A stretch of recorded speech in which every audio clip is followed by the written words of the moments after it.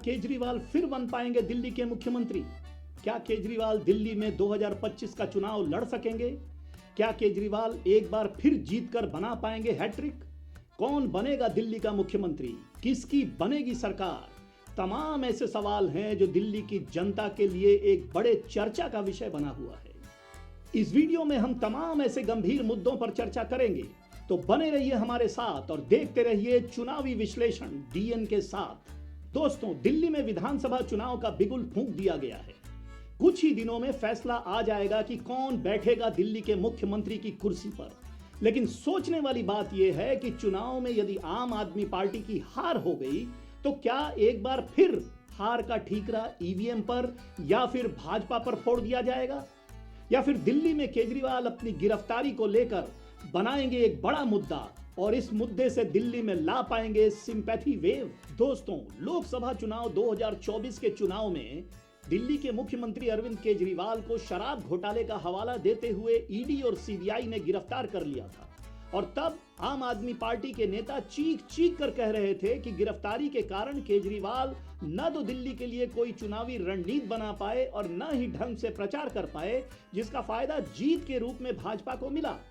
उस दौरान आम आदमी पार्टी में और जनता के बीच ये चर्चा बहुत गर्म थी और तमाम यूट्यूबरों ने भी यही खबर खूब चलाई कि केजरीवाल की गिरफ्तारी केवल भाजपा को जीत दिलाने की नीयत से एक पूर्ण सोची समझी साजिश के तहत करवाई गई थी। उनका कहना था कि केजरीवाल की गिरफ्तारी महज एक राजनीतिक साजिश का हिस्सा थी और ऐसा ही कुछ झारखंड के मुख्यमंत्री हेमंत सोरेन के लिए भी सुना गया। और बाद में अदालत ने उन्हें पहले तो कुछ दिनों के लिए जमानत पर सिर्फ चुनाव प्रचार करने के लिए रिहा किया और जैसा कि आप सब जानते हैं कि चुनाव के बाद उन्हें रेगुलर बेल मिल गई। क्या अरविंद केजरीवाल फिर हो सकते हैं गिरफ्तार? दोस्तों, अगर ऐसा वाकई में है और भाजपा सत्ता के पीछे इतने जोरों शोरों से पड़ी हुई है तो चुनाव तो एक बार फिर आ गया। आने वाले 5 फरवरी को दिल्ली विधानसभा का चुनाव घोषित हो चुका है। वर्तमान विधानसभा में भी आम आदमी पार्टी अपना पूर्ण नहीं बल्कि अगर यूं कहें कि संपूर्ण बहुमत बनाकर रखी हुई है तो ऐसा कहना गलत नहीं होगा। ऐसे में भाजपा को अपनी सरकार बनाने में दिक्कत हो सकती है, खास तौर पर अगर केजरीवाल खुलकर पब्लिक मीटिंग करते रहे और भाजपा के खिलाफ आग उगलते रहे। तो ऐसे में सवाल ये उठता है कि क्या कहीं एक बार फिर किसी बहाने केजरीवाल की जमानत रद्द कराकर उन्हें ऐन मौके पर चुनाव के वक्त जेल का रास्ता तो नहीं दिखाया जा सकता है। सवाल यह भी है कि क्या कहीं केजरीवाल की गिरफ्तारी भाजपा की जीत के लिए मुसीबत तो नहीं बन जाएगी, या फिर भाजपा दिल्ली में शराब घोटाला, बदहाल सड़कों और प्रदूषण के मुद्दे पर ही आम आदमी पार्टी को दिखा पाएगी हार का रास्ता। दिल्ली में 2025 का विधानसभा चुनाव 5 फरवरी को तय। दोस्तों, दिल्ली विधानसभा के कार्यकाल के 5 साल बीत चुके हैं। अगले विधानसभा गठन के लिए चुनाव 5 फरवरी को घोषित हो चुका है। दिल्ली में चुनावी सरगर्मी और राजनीतिक गहमा गहमी पूरे जोरों शोरों पर शुरू हो चुका है। अपने अपने पार्टी और अपने अपने प्रत्याशी को टिकट दिलाने से लेकर प्रचार कार्य में जनता भी अपनी पूरी शक्ति के साथ लगी हुई है।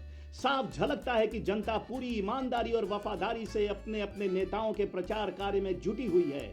लेकिन सोचने वाली बात यह है कि पिछले विधानसभा के 5 साल के कार्यकाल में चुने हुए प्रतिनिधि जनता की समस्या समाधान के लिए क्या इतनी ही ईमानदारी और वफादारी से जुटे थे? दोस्तों, जैसा कि आप सभी जानते हैं, प्रजातंत्र में चुनाव हर 5 साल बाद आ ही जाता है।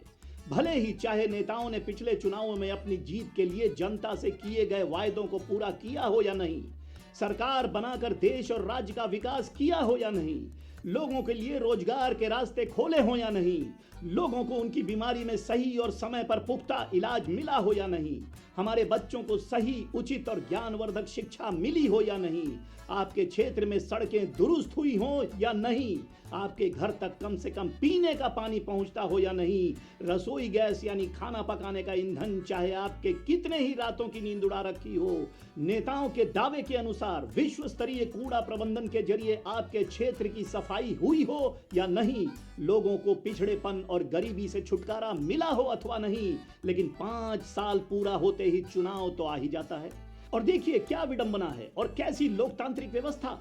जिन नेताओं के क्षेत्र में पिछले लंबे अरसे से क्षेत्र का विधायक होने के बावजूद भी क्षेत्र में कोई खास विकास ना हुआ हो, वो नेता भी हाथ जोड़े एक बार फिर अपने 5 वर्षीय विकास योजना के साथ उसी क्षेत्र में विधायक के चुनाव की दौड़ में शामिल नजर आते हैं।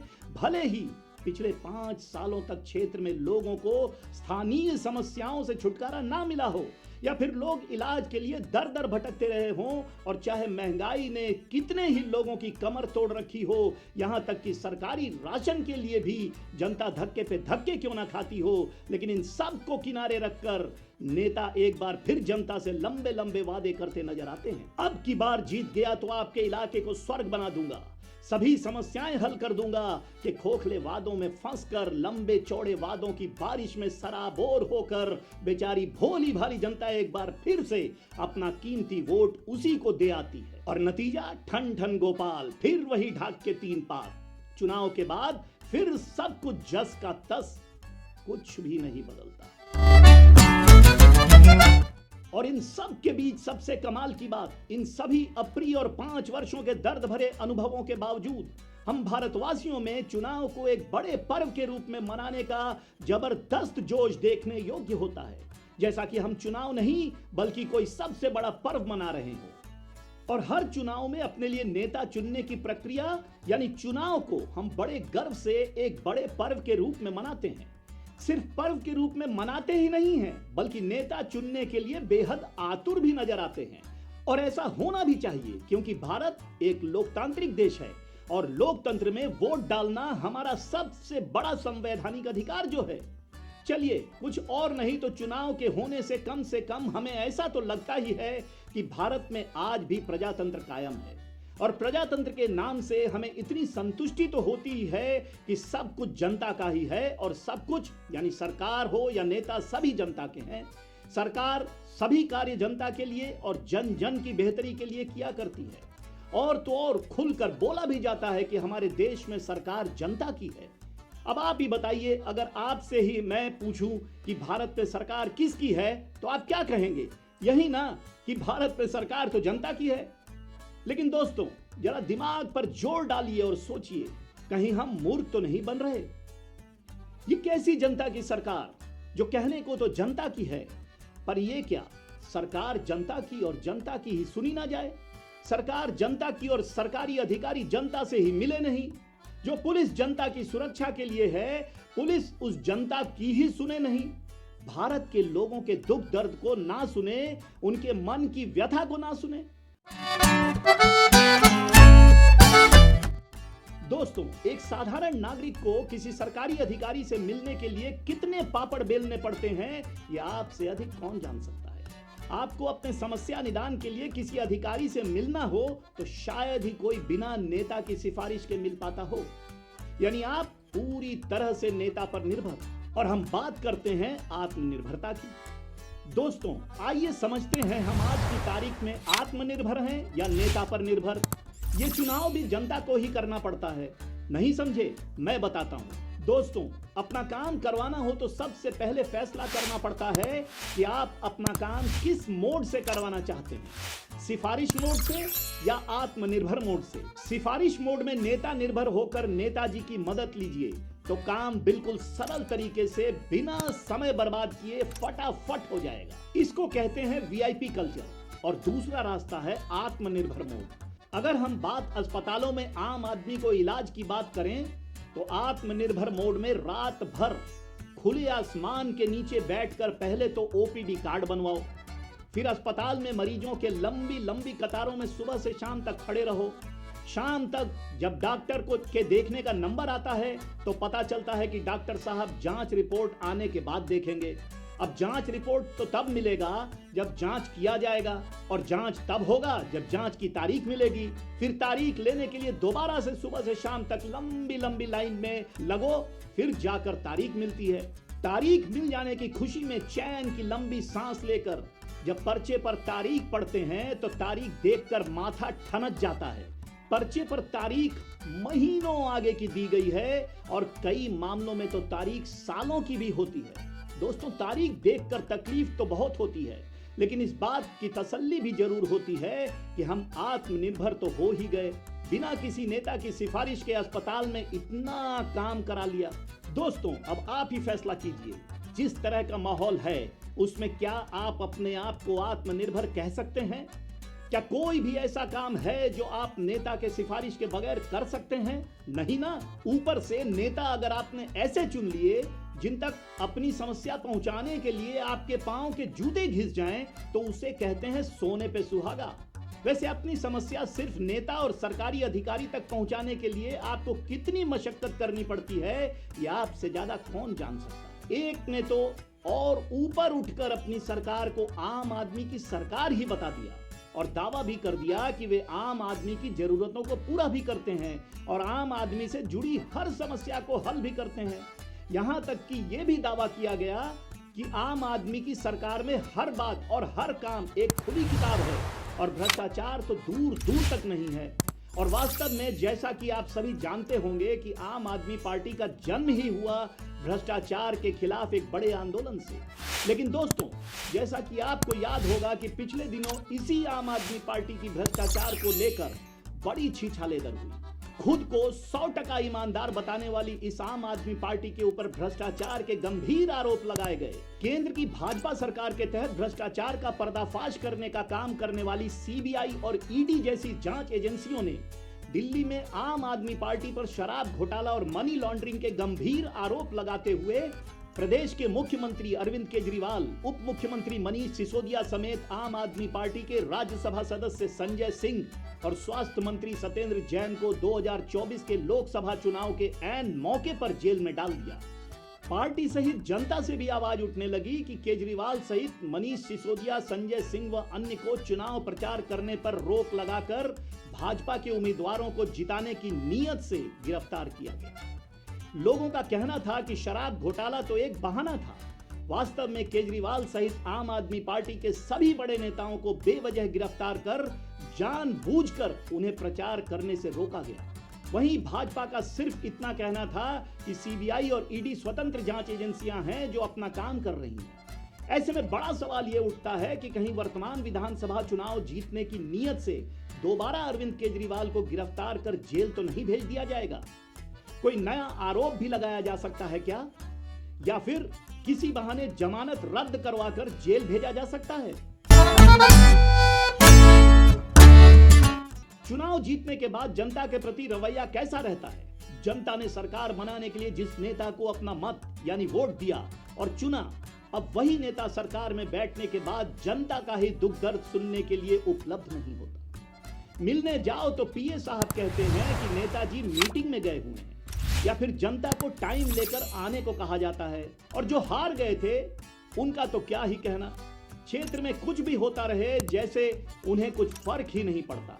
कोई भी क्षेत्रवासी किसी भी बात से परेशान हो, इनको जैसे कोई फर्क ही नहीं पड़ता। क्षेत्र का दौरा कर कमियों को दुरुस्त कराना तो दूर, इनसे यदि कोई मिलकर अपनी समस्या बताता भी है तो ये बेहिचक बिल्कुल साफ साफ बोल देते हैं, मैं तो हारा हुआ नेता हूं, मैं क्या ही कर सकता हूं। पूरे 5 सालों में शायद ही एक आध बार किसी की शादी ब्याह में मुलाकात हो जाए तो हो जाए, वैसे तो कहीं दिखने की शायद कोई वजह ही नहीं। आइए इस बात को कुछ गहराई से समझने की कोशिश करते हैं। आखिर क्या वजह हो सकती है कि जीते हुए नेता के पास मिलने का समय ही नहीं होता और हारे हुए नेताजी कहते थकते नहीं, मैं तो हारा हुआ हूं, मुझ में किसी काम को करवाने का कोई पावर नहीं है। चलो माना कि जो नेता जीतकर सरकारी कुर्सी पर बैठ गए उनके पास तो मीटिंग और बड़े सरकारी अधिकारियों से मुलाकात से फुर्सत नहीं मिलती, इसलिए जनता से नहीं मिल पाते। लेकिन जो हार गए थे वो भी अगले चुनाव से पहले बिल्कुल नहीं दिखते। आखिर ऐसा क्यों, कभी सोचा है आपने? दोस्तों, इस बात को समझने के लिए सबसे पहले हमें कुछ बातें गहराई से समझना होगा। आपने अक्सर देखा होगा कि नेताओं के पोस्टरों पर नेता, नेतागिरी, समाज सेवा, समाज सेवक, कर्मठ, जुझारू, अथक प्रयास और ना जाने क्या क्या भारी भरकम शब्द छपे होते हैं। कोई लिखता है आपका भाई तो कोई लिखता है आपका बेटा, गांव का बेटा। कई बार आपने देखा होगा पोस्टर पर लिखा होता है आपका सांसद आपके द्वार, आपका नेता आपके द्वार। तो चलिए पहले जानते हैं कि नेता के असल मायने क्या है। दोस्तों, मैंने आपकी सहूलियत के लिए सिर्फ गूगल सर्च पर पूछा नेता का अर्थ, तो गूगल ने जो बताया वो आपके समक्ष स्क्रीनशॉट के रूप में रख रहा हूं। नेता का अर्थ होता है अगुआ, यानी आपके आगे आगे चलने वाला, नेता का अर्थ होता है नायक, सरदार, प्रमुख। नेता की तुलना प्रभु यानी भगवान, स्वामी और मालिक से किया जाता है। काम को चलाने वाले को नेता कहते हैं। नेता वो होता है जो आंदोलन या राजनीतिक समूह का मार्गदर्शक और निर्देशन करे। सामूहिक नेतृत्व के लिए एक ऐसा व्यक्तित्व जिसमें त्याग, समर्पण और सामाजिक हित के प्रति प्रबल निष्ठा हो, उसे नेता कहा जाता है। जो आपको आपके लक्ष्य तक पहुंचाए वो नेता होता है। जो आपकी आवाज को सही व्यक्ति अथवा सही पदाधिकारी तक पहुंचाए उसे नेता कहते हैं। अब आप ही सोचिए, जो आपका नायक, आपका सरदार, आपका प्रमुख, आपका प्रधान तो बनना चाहता है, परंतु उसके पास 5 सालों में आपकी समस्याओं को सुनने तक की फुर्सत नहीं होती। जिसे आपकी अगुवाई तो करनी है, परंतु जिसके पास आपसे मिलने तक का समय नहीं होता, वो कैसे अगुवाई कर सकता है भाई? आज के नेता अपनी तुलना भगवान, प्रभु, ईश्वर से करवाना तो चाहते हैं, पर जैसे भगवान, प्रभु, ईश्वर हमारा ख्याल रखते हैं, वैसा ख्याल रखने की फुर्सत ही जिन नेताओं के पास नहीं होती। नेता आपके काम को चलाने में सहायक होता है, लेकिन आज के नेताओं में तो जैसे हमारे रोजगार की ही परवाह नहीं, तो चलाने की क्या ही सोचेंगे। नेता आपकी आवाज को बुलंद करने वाला होता है, आपकी समस्या को आगे तक पहुंचाने वाला होता है। आपके साथ कुछ गलत हो जाए या कोई अन्याय या अत्याचार हो जाए तो उस पर आंदोलन करता है, जनता को सही राह दिखाता है, इसलिए तो उसे रहनुमा और मार्गदर्शक कहा जाता है। नेता के स्वभाव में त्याग, समर्पण और लोगों के हित के प्रति प्रबल निष्ठा होती है, और ये सारे नेता के गुण, स्वभाव और लक्षण होते हैं। नेता में हारने जीतने जैसी कोई बात ही नहीं होती, यानी जीते हुए नेता में भी ये गुण अनिवार्य रूप से होना आवश्यक है और हारे हुए नेता में भी। अब समझिए, नेता अपने को जीता हुआ या हारा हुआ क्यों बताते हैं? वास्तव में भारत का संविधान इस देश के प्रत्येक नागरिक को चुनाव लड़ने की इजाजत देता है। संविधान में कहीं नहीं लिखा कि नेता ही चुनाव लड़ सकते हैं। अब जो विधायकी या सांसदी का चुनाव लड़े, उनमें से जो जीत गए वो विधायक या सांसद बन गए, और जो हार गए वो हारे हुए विधायक या सांसद प्रत्याशी हुए ना, कि नेता। अब समझ आया आपको? नेता की कभी हार नहीं होती। मेरी नजर में नेता कभी हारता नहीं, क्योंकि हमेशा जनता से जुड़े मुद्दों पर जनता को समस्याओं से छुटकारा दिलाने के लिए दिन रात सरकार से लड़ता भिड़ता रहता है, इसलिए नेता की कभी हार नहीं होती। बहरहाल, कारण चाहे कुछ भी हो, आज के नेता चुनाव जीत गए तो 5 साल तक जनता की समस्या सुनने के लिए उपलब्ध ही नहीं, और यदि चुनाव हार गए तो 5 साल तक दिखते नहीं। दोस्तों, सही बात तो यह है कि आपको अपने क्षेत्र के विकास के लिए और अपनी समस्या समाधान के लिए एक सही नेता की आवश्यकता है, जो आपके दुख सुख में हमेशा आपके साथ हो। अब तक आपको समझ आ गया होगा कि पार्षद, विधायक और सांसद ऐसे पद हैं जिन पर आप किसी को चुनकर बैठाते हैं। इन्हें सरकारी कुर्सी मिलती है, और नेता आपका रहनुमा होता है, आपका हमदर्द होता है, आपके दुख सुख में हमेशा खड़ा रहने वाला होता है। नेता हार जीत के लिए नहीं लड़ता। नेता तो समाज में निस्वार्थ भाव से सभी की सेवा करता है, लोगों के हक अधिकारों की लड़ाई लड़ता है, ना कि चुनाव। नेता चुनना नहीं पड़ता है, नेता आपको तलाशना पड़ता है, ढूंढना पड़ता है। इसलिए दोस्तों, मेरा सुझाव है कि आप बेशक सांसद और विधायक चुनने के लिए वोट देते रहें, क्योंकि ये एक राजनीतिक और लोकतांत्रिक व्यवस्था है। लेकिन अपने क्षेत्र को यदि बेहतर बनाना है और वास्तव में विकास की ओर बढ़ना है, तो अपने क्षेत्र में एक समाज सेवक, एक आपका रहनुमा, एक सही मायने में नेता तैयार करिए। नेता आपके हर समस्या का हल ढूंढ निकालेगा। नेता निस्वार्थ होगा। नेता आपसे वोट की भीख नहीं मांगेगा, आपसे दिल से जुड़ेगा। नेता आपका ख्याल रखेगा, और जब आपका नेता आपके साथ 5 वर्षों तक आपके बीच ही रहता है और आपके क्षेत्र की विकास के लिए अपनी पूरी शक्ति के साथ काम करता है, तो उसे अपने चुनाव के लिए प्रचार की आवश्यकता ही नहीं होगी। ना पोस्टर चाहिए होगा, ना बैनर, और ना ही किसी प्रकार के प्रसार प्रचार सामग्री की आवश्यकता होगी, क्योंकि नेता तो आपके दिल में वास कर रहा होगा, आपसे दिल से जुड़ेगा। नेता आपका ख्याल रखेगा, और जब आपका नेता आपके साथ 5 वर्ष तक आपके बीच रहता है और आपके क्षेत्र की विकास के लिए अपनी पूरी शक्ति के साथ काम करता है, तो उसे अपने चुनाव के लिए प्रचार प्रसार की आवश्यकता ही नहीं होगी, क्योंकि नेता आपके दिल में वास कर रहा होगा। वो क्यों और किसे देगा अपना परिचय? वहीं दूसरी ओर आज के तथाकथित नेता को पोस्टर और बैनर के माध्यम से अपना परिचय करवाना पड़ता है। अपना नाम, पता और काम बताना पड़ता है। उसे तो पोस्टर पे पोस्टर, बैनर पे बैनर लगाना पड़ता है। पोस्टरों पर कर्मठ और जुझारू जैसे शब्द छपवाना पड़ता है। दोस्तों, कर्मठ और जुझारू का अर्थ होता है पूरी ताकत और मेहनत के साथ बिना रुके, बिना विश्राम किए आपके हक की लड़ाई तब तक लड़ने वाला जब तक आपका हक हासिल ना हो जाए। क्या आपको लगता है आपके क्षेत्र में कोई ऐसा व्यक्ति था या है जिसने कम से कम आपके पीने के पानी के लिए लड़ाई किया हो और आपको पानी दिलवा कर ही सांस लिया हो? यदि हां, तो वैसे ही व्यक्ति को कर्मठ और जुझारू कहते हैं। लेकिन चूंकि ये भारी भरकम शब्द बहुत ही आकर्षक लगते हैं, तो क्षेत्रवासी कर्मठ और जुझारू कहें ना कहें, पोस्टर पर खुद ही अपने आप को कर्मठ और जुझारू घोषित कर देते हैं आज के चुनाव लड़ने वाले ये प्रत्याशी। सवाल यह है कि यदि इतने ही कर्मठ और जुझारू थे तो क्षेत्र में कोई समस्या ही नहीं होनी चाहिए थी। विधायक और सांसद की तो छोड़िए, कोई भी साधारण नागरिक सरकारी अधिकारी से अपने क्षेत्र की समस्या का समाधान करा सकता है। तो ये कर्मठ और जुझारू कहने वाले तथाकथित नेताओं ने क्यों नहीं कराया अपने क्षेत्र का विकास? अमूल्य, बहुमूल्य और कीमती वोट। क्या आप जानते हैं आपके वोट को अमूल्य क्यों कहा जाता है? दोस्तों, अब चाहे नेताओं ने अपना वादा पूरा किया हो या नहीं, लेकिन जनता ने तो अपना बहुमूल्य वोट देकर हर बार अपना वादा बखूबी निभाया। इन नेताओं को हर बार जिताकर और चुनकर विधानसभा और सांसद तक भी पहुंचाया। लेकिन क्या जीते हुए जनप्रतिनिधियों ने अपना वादा पूरा किया? दोस्तों, दिल्ली में चुनाव 5 फरवरी को है। चुनाव के 2 महीने बाद देश को गर्मी के मौसम से जूझना है, फिर 2 और महीने बाद बरसात से जूझना है। दिल्ली की बात करें तो दिल्ली में पिछले कई वर्षों से बाढ़ के प्रकोप से डूब जाती है पूरी दिल्ली।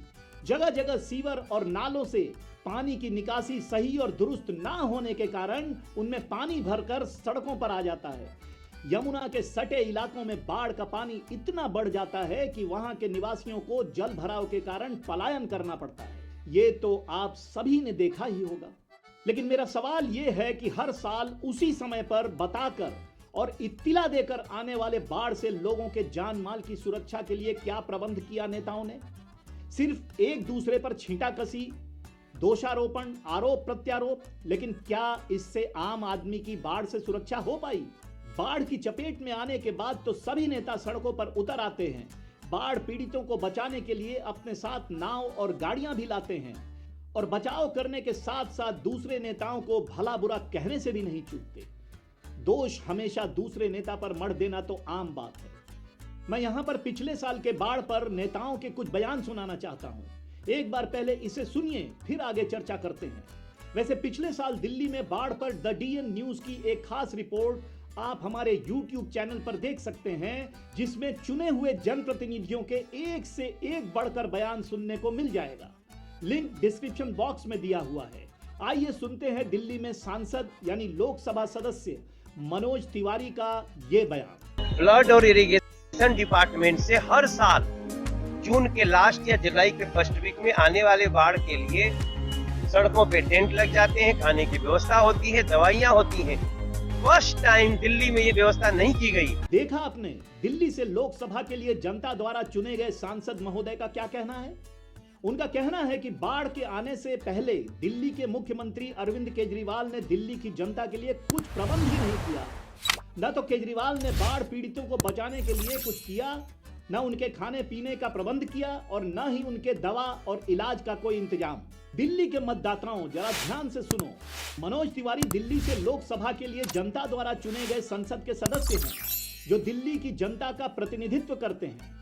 दिल्ली की जनता के जान माल की रक्षा करना उनका नैतिक दायित्व ही नहीं, कर्तव्य भी है। तो बड़ा सवाल यह है कि जब मनोज तिवारी ने देखा कि अरविंद केजरीवाल बाढ़ पीड़ितों के लिए कुछ भी नहीं कर रहे थे, तब मनोज तिवारी ने क्या कदम उठाए। एक और नेताजी, दिल्ली के लोकसभा सांसद गौतम गंभीर को देखिए। दिल्ली में पिछले बाढ़ पर इनका क्या कहना है। दिल्ली के लोकसभा सांसद गौतम गंभीर ने कहा कि दिल्ली के मुख्यमंत्री ने दिल्ली को गटर में झोंक दिया। कमाल है सांसद महोदय, मैंने तो सुना था कि लोकसभा सांसद बहुत ही ताकतवर और फुल पावर वाले होते हैं। बड़े हैरानी की बात है कि अगर ये मान भी लिया जाए कि अरविंद केजरीवाल दिल्ली को गटर में डाल ही रहे थे, तो उस वक्त क्या सांसद गौतम गंभीर दिल्ली का गटर में जाना मूक दर्शक बनकर देखते रहे। दिल्ली में सरकार केजरीवाल के पास नाम मात्र को है, ये सभी जानते हैं। दिल्ली के सरकार की लगाम की असली डोर तो दिल्ली के एलजी महोदय के हाथ में है। एलजी साहब सीधा केंद्र के अधीन हैं और लोकसभा भी केंद्र में है, जिनके चुने हुए सदस्यों से केंद्र सरकार का गठन होता है। और कुछ नहीं तो मनोज तिवारी एलजी साहब से मिलकर केजरीवाल द्वारा कोई काम न किए जाने की शिकायत तो कर ही सकते थे, या नहीं? साथ ही एलजी साहब से बाढ़ पीड़ितों के जान माल को बचाने, उनके इलाज, रहने और भोजन की व्यवस्था का सारा इंतजाम भी करा सकते थे। लेकिन उन्होंने किया क्यों नहीं, ये सवाल आज भी उत्तर की तलाश में है। क्या इसीलिए चुना गया था इन्हें सांसद? क्यों चुनते हैं हम अपने लिए नेता यानी सांसद और विधायक? चुपचाप गलत होता देखने के लिए? यहां देखने वाली बात यह है कि जिनको जनता ने अपने जान माल के रक्षा की जिम्मेदारी सौंपी, दिल्ली के लोकसभा सांसद, जिनके पास दिल्ली का एक बहुत बड़ा क्षेत्र होता है, वो सांसद महोदय केजरीवाल को कुछ ना करते देखते रहे। बाढ़ में फंसे दिल्ली के लोगों को अपनी जान बचाते देखने और दिल्ली सरकार को भला बुरा कहने के लिए मूक दर्शक बनकर केजरीवाल को कुछ ना करने के लिए छोड़ दिया और खुद भी कुछ नहीं किए। यदि समय पर बाढ़ आने से पूर्व मनोज तिवारी और गौतम गंभीर, जो दिल्ली से लोकसभा के सांसद रहे, वे यदि अरविंद केजरीवाल के कुछ ना करने पर कोई ठोस कदम उठाए होते तो शायद बाढ़ पीड़ितों को जो नुकसान झेलना पड़ा वो नहीं झेलना पड़ता। इसलिए कहता हूं कि कोई भी नेता नाम से नहीं बनता। सांसद या विधायक का चुनाव जीतने मात्र से कोई नेता नहीं बनता। जो जनता के मूलभूत अधिकार लड़ भिड़ कर जनता को दिला दे, उसे नेता कहते हैं। इसलिए दोस्तों, आपका वोट अमूल्य है, बहुमूल्य है और बेशकीमती भी है, लेकिन किसके लिए ये समझना जरूरी है। यदि आपका वोट किसी लालच से किसी के पास जा रहा है तो आपका वोट कीमती उस व्यक्ति के लिए है जो ज्यादा से ज्यादा वोट अपने जीतने के लिए बटोर रहा है। और यदि आप अपना वोट किसी योग्य समाज सेवक को जिताने के लिए समाज से बटोर कर खुद भी डाल रहे हैं और दूसरों से भी डलवा रहे हैं तो वोट कीमती आपका है। चुनाव का मौसम आ गया तो तैयार हो जाइए दिल्ली वासियों। दिल्ली की जनता को एक बार फिर अपने क्षेत्र को विकसित करने और हर मामले में बेहतर बनाने का अवसर आ गया। चुनाव का बिगुल फूंक दिया गया है। 5 फरवरी को चुनाव और वोटों की गिनती कर 8 फरवरी को परिणाम घोषित होना तय कर दिया गया। अब एक बार फिर आपको अपने क्षेत्र के लिए नेता चुनने का मौका मिल गया है। लोग कहते हैं नेता अपना किस्मत आजमाने चुनावी मैदान में उतर पड़े हैं, लेकिन मेरा मानना यह है कि जनता को अपनी किस्मत आजमाने का नहीं बल्कि अपनी किस्मत लिखने का वक्त आ गया है। अपनी किस्मत की लकीरें लिखने का वक्त आ गया है, क्योंकि वास्तविकता यह है कि हम और आप अपनी किस्मत खुद अपने ही हाथों से लिखते हैं। जैसी किस्मत आज लिखेंगे वैसा ही भविष्य में होता नजर आएगा। जी हाँ, ये ही सबसे बड़ी सच्चाई है। यानी आज अपने लिए जैसा नेता आप चुनेंगे वो ही तय करेगा कि आपका आने वाला 5 वर्ष कैसा होने वाला है। आपको रोजगार मिलेगा या नहीं, आपके बच्चों को अच्छी गुणवत्ता युक्त और उत्पादकता युक्त उचित शिक्षा मिलेगी या नहीं, जिसे हम अंग्रेजी में कहते हैं good quality and productive education. यानी आपका बच्चा जिस स्तर की शिक्षा का हकदार है वो उसे मिलेगा या नहीं, आपको आपकी बीमारी का सही और फलदायक यानी रिजल्ट ओरिएंटेड इलाज मिलने वाला है या नहीं, आपको और आपके परिवार को सुरक्षा मिलेगी या नहीं, आपको अपने क्षेत्र में कूड़ा से छुटकारा मिलेगा या नहीं, और बहुत सी ऐसी चीजें जो आपके और आपके परिवार की रोजमर्रा की जरूरतों से ताल्लुक रखते हैं, उनसे निजात मिलेगा या नहीं, सब आपके चुनाव पर निर्भर करने वाला है। यानी आप जैसा नेता चुनेंगे आने वाले समय में वैसा ही परिणाम आपको देखने को मिलेगा। इसलिए दोस्तों, अब वक्त आ गया है जब हमें जाति, धर्म, अपना पराया से ऊपर उठकर हर तरह के लोभ लालच को छोड़कर अपने लिए एक ऐसा नेता चुनना होगा जिससे मिलने के लिए आपको उनसे समय मांगना ना पड़े, उनसे मिलने आपको दफ्तर ना जाना पड़े, जो खुद 24 घंटे 7 दिन आपके बीच रहे और जिसे आपकी तकलीफों का ज्ञान आपके बताए बिना ही हो, जो आपकी बीमारी में इलाज के वक्त हर क्षण आपके साथ आपके परिजनों की भांति खड़ा रहे, जिसे आपका दर्द महसूस हो ठीक वैसा जैसा आपके परिजनों को होता है। क्योंकि यही है एक अच्छे और सच्चे समाज सेवक के वास्तविक गुण, और यही होता है एक नेता का वास्तविक कर्तव्य भी। याद रखिए, नेता वास्तव में आपके परिवार का मुखिया होता है। सिर्फ ऐसा कहकर वोट लेने के लिए नहीं, वास्तविकता तो यही है कि नेता सिर्फ आपके घर परिवार का नहीं बल्कि आपके पूरे क्षेत्र का मुखिया होता है। नेता आपके माता पिता और बुजुर्गों का भी पूरा पूरा ख्याल रखता है, इसलिए नेता हम और हमारे माता पिता का भी अभिभावक होता है। 24 घंटे सातों दिन आपके बीच रहकर आपके परेशानियों का पता लगाकर उसका हल निकालना और उस परेशानी से हमें निजात दिलाना हमारे द्वारा चुने गए नेता का नैतिक दायित्व भी है और कर्तव्य भी। लेकिन दोस्तों, क्या ऐसा कहीं भी दिखता है आपको? क्या आपको अपने क्षेत्र में सड़कें दुरुस्त दिखती हैं? क्या आपके क्षेत्र में कूड़ा प्रबंधन ठीक से रोज और सुचारू रूप से हो रहा है? क्या आपके क्षेत्र में पीने का पानी बिना किसी बाधा नियमित पहुंच रहा है? क्या आपके क्षेत्र में बहते सीवर पर फौरी तौर पर कार्रवाई की जाती है? क्या आपके बच्चों को सही, अच्छी, गुणवत्ता युक्त और उत्पादकता युक्त शिक्षा मिल रही है? क्या आपके क्षेत्र में व्यापारियों को और रेडी पटरी वालों को बिना डरे बेखौफ होकर रोजगार करने का मौका मिल रहा है? वोट देने से पहले इन सभी मुद्दों पर सोचना और उसके मुताबिक वोट किसे देना है का फैसला करना अब हमारे लिए अत्यंत आवश्यक हो गया है। इन सभी बातों पर हम अपने आने वाले वीडियो में चर्चा करेंगे और आपको हर बात आसान तरीके से समझाने की कोशिश करेंगे। आप हमारे चैनल पर नजर बनाए रखिए, सचेत रहिए, जागरूक रहिए, परिवार और देश के प्रति जिम्मेदार बनिए और देखते रहिए the DN news. Good night, शुभ रात्रि, शब ब खैर।